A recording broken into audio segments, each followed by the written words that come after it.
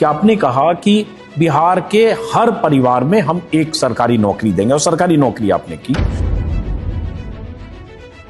कह रहे हैं कि ये बिहार के लोगों के लिए मुंगेरी लाल के हसीन सपने की तरह है।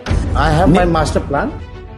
वो सही है, लेकिन मुख्य सवाल को आप ढक कर रहे हैं। आप वही ना भाई, पैसा कहां से आएगा? दो चीज है। नहीं तेजस्वी जी, दो सवाल है।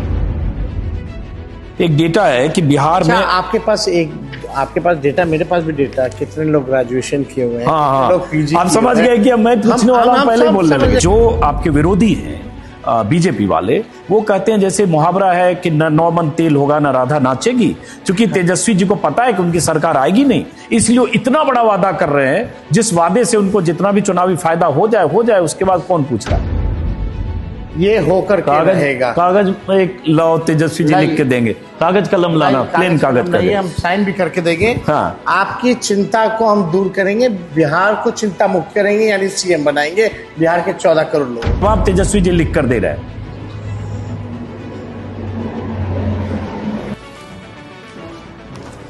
ये तेजस्वी जी ने लिख कर दिया है कि पढ़ के सुना दूं? पढ़ दीजिए तेजस्वी, आप ही पढ़ दीजिए।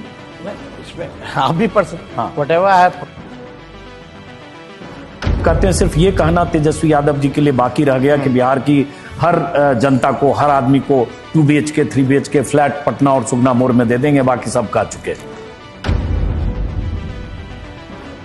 मुकेश सहनी जो मल्लाह जो उनकी जाति है, जिसके 2.5% लोग हैं, तो बहुत सारे लोग सोशल मीडिया पर इंक्लूडिंग MIM के लोग लिख रहे हैं कि जिनकी आबादी 17% है, वो क्या दरी उठाएंगे? मुस्लिम उम्मीदवार क्यों नहीं डिप्टी सीएम घोषित?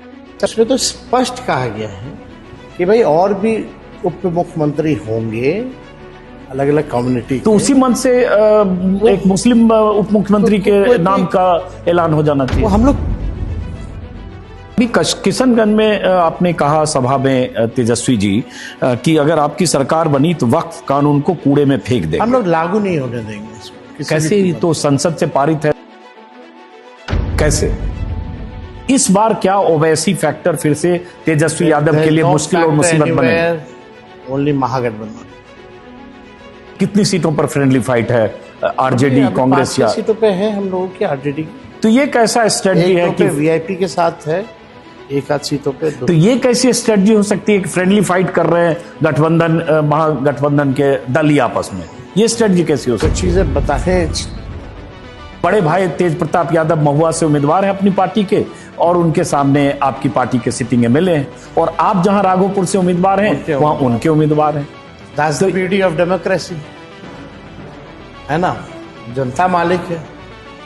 Let the people decide। तो भाई भी बट गए, बहन भी बट गए। मीसा भारती आपके साथ हैं और रोहिणी आचार्य उनके साथ हैं। बीजेपी कहती है कि भाई बिहार में इंफ्रास्ट्रक्चर है, सड़क है, बिजली है, बहुत कुछ बिहार में 20 साल में डेवलपमेंट हुआ। 15 साल में क्या हुआ? जब लालू यादव थे, आपकी माता राबड़ी देवी थी, तो तब भी 15 साल में नहीं हुआ। तो 15 साल की बात करते नहीं है, 20 साल में। आपको एक बार कोई पेरिस और लंदन लालू जी को नहीं मिला था। प्रधानमंत्री मोदी की जितनी भी रैलियां अब होगी, हर रैली में टारगेट पर तेजस्वी यादव होंगे, और होने भी लगे। जैसे अभी उन्होंने जो 3 दिन पहले जो उनका भाषण हुआ, उसमें 2 जगह उन्होंने भाषण में 35 बार प्रधानमंत्री मोदी ने जंगल राज का जिक्र किया। तेजस्वी जी, आप पर जंगल राज का वो ठप्पा है जो आपके पिता लालू प्रसाद यादव जी, आपकी माता राबड़ी देवी जी के शासनकाल से जुड़ा हुआ है, और वो बैगेज, वो ठप्पा आपसे हट नहीं पाता है। वो आपकी बहुत बड़ी मुसीबत हर चुनाव में। प्रधानमंत्री मोदी की सभाओं में जो लगातार टारगेट किया जाएगा, जो अभी अमित शाह कह गए, मोदी जी कह गए कि रंगदारी, फिरौती, डकैती, हत्या, इन सब के लिए जिम्मेदार वो सरकार थी, और उसी तरह की सरकार आई। ये इस डर से जनता को निकालेंगे या निकाल पा रहे हैं, ये लगता है आपको?